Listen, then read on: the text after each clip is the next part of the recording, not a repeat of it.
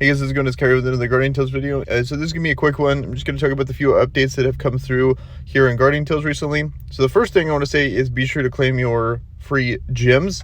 There was an issue with Arena yesterday where it would completely break the game if it ever went to time limit. So it's kind of frustrating. I remember doing all my attempts. I was like, what is going on here? I thought it was my connection. I kept like switching between Wi-Fi and cellular. I was like, is this on their end? And is this like on my opponent's end? I just thought it was bizarre, and I haven't really had too many issues like that. I mean, like maybe once out of, every few days there might be some issue like that, but then 3 times, and I was like, okay, what? I didn't see the correlation of it going to time limit, and then that was what was causing the game to just completely break. They ended up fixing it literally that day, and then also 600 gems. I think that's pretty generous, for a situation like this. At the same time, obviously this is something that we wouldn't want to happen, but in these games, things break, but I thought they were actually pretty reasonable in their time frame, and then also reasonable in their compensation for us. So hopefully, not too many people are pissed off about that. We can move forward there. So be sure to claim that. And if you're wondering why you got 600 gems, that is why. It is due to the arena issues. So the next thing is Eleanor's party buff, and that's something that you don't get on patch day. We had to wait an extra day. And so now we know, and it's actually pretty interesting. So it is a 25% light buff increase, and then also a 40% skill attack increase. And I actually kind of like that for a couple of reasons. And then one thing I do want to address is people are saying that this is the first time that they've done like a dual party buff, and that's not necessarily true, because maybe they're meaning that this is the first time a unique 3-star, and that is true, that it's the first time that an actual natural 3-star character has a dual party buff. But in game already there is characters with a dual party buff, and so the character that comes to mind with that is Eva here. She has, on her party buff, she has 22% defense and then 24% light attack. So this precedent has already been set, but what's interesting is we're going to be getting a lot of unique combinations here with these party skill buffs, or these party buffs for people, because now we have the precedent set for 25% light attack and then 40% skill attack. And then she has 24% light attack, 22% defense. So we could probably expect in the future 25% light attack, or maybe even 30% light attack, and then 25% defense, because there's always just a little bit less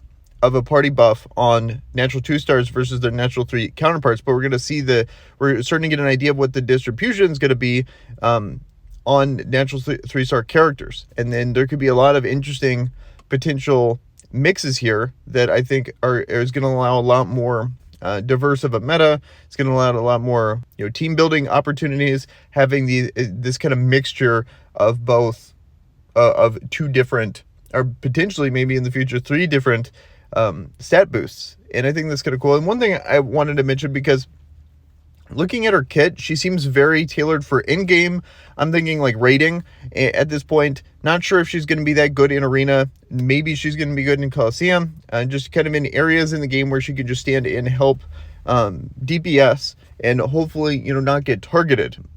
When it's just her being targeted, I'm not sure if she's going to actually be able to survive in an arena meta, especially in this bruiser heavy, basic dominated meta. I don't know if she's going to have a place there, but maybe she's going to have a place in the future when other characters come out. Maybe there's a lot of dark characters that are pushing out the basic meta, and then it's going to be kind of rock, paper, scissors. She'll be a staple light character in this future team to counter a future dark team, because at the moment I don't really feel like the dark team is, they're good characters, but it's kind of like the basic and dark characters are kind of teaming up at this point.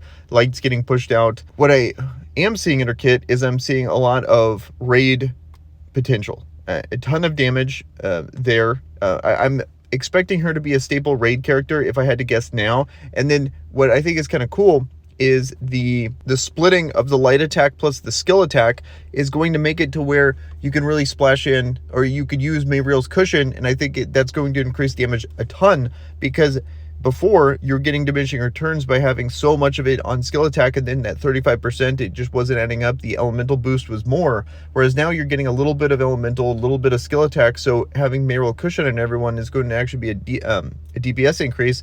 And I think how they're distributing the stats there is going to make for a really efficient amount of damage there if you optimize your gear correctly. And I'm expecting, if I had to predict now, that she's going to be a good character for the light team and rating. That's what I'm expecting now, but just that alone is not good enough to justify a character, and I think she's getting released at probably one of the worst times. That it's a really good dominated basic meta, and then she's coming out as a light character, and we don't know the details of the faith system, so then she's going to come out, and potentially, because she's one of the silhouettes on the faith system, maybe we need to own these characters. Maybe we should be evaluating Veronica, Piltweiss, and her at a way more high level, even if she's not a great character, but we don't know that yet.